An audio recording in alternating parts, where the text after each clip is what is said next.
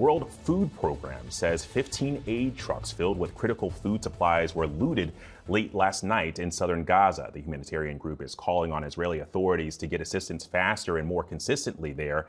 Israel's nearly 3-month-long blockade has led to a catastrophic hunger crisis in Gaza.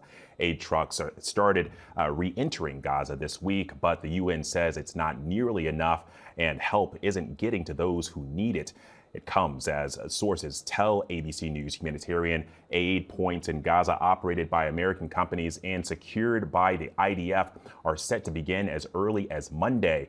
The plan to open Israeli-U.S. aid points also faces criticism, including from UNICEF on the ground that distributing more aid in the southern part of Gaza would displace more of the residents of northern Gaza. So for more on this, I want to bring in Dr. Zaher Sahloul. He is the co-founder and president of MedGlobal, a UN humanitarian group that operates nutrient centers in Gaza. And Doctor, you were last in Gaza about a year ago, but what are you hearing from your team on the ground there about efforts to help those most in need?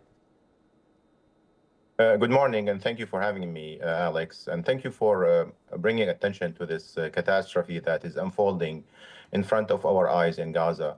It's horrible news every day. Our team has been telling us that the stores in our warehouses where we store our ready-to-use therapeutic food, that is the treatment for children with malnutrition, will be out within 2 weeks. We don't have more nutrition to provide to the children who have severe or medium acute malnutrition, and these are conditions that are considered medical emergency. There is about 70,000 children in Gaza who have general acute malnutrition. That means they will have irreversible damage for the rest of their lives. They will have stunted growth. They are prone to infection. They may die. The chief of United Nations Humanitarian Department expected that 14,000 children will die in the next few days if there's no improvement in the aid that is happening. And the situation is getting worse day after day. Just comparing the acute malnutrition rate right now compared to the ceasefire, it increased by 150% and 600% increase since the pre-war situation. It's much higher than the rate of malnutrition in Israel and Jordan and Egypt. And this is the only famine in modern history that is unfolding in front of our eyes that is caused by blockade and by war. Other famines that happened in Somalia and Sudan and other places were related to drought and conflict, but this is the only famine that is man-made because of the blockade. Well, I was going to ask, so what do you make of this plan to have American companies operate aid distribution points in Gaza?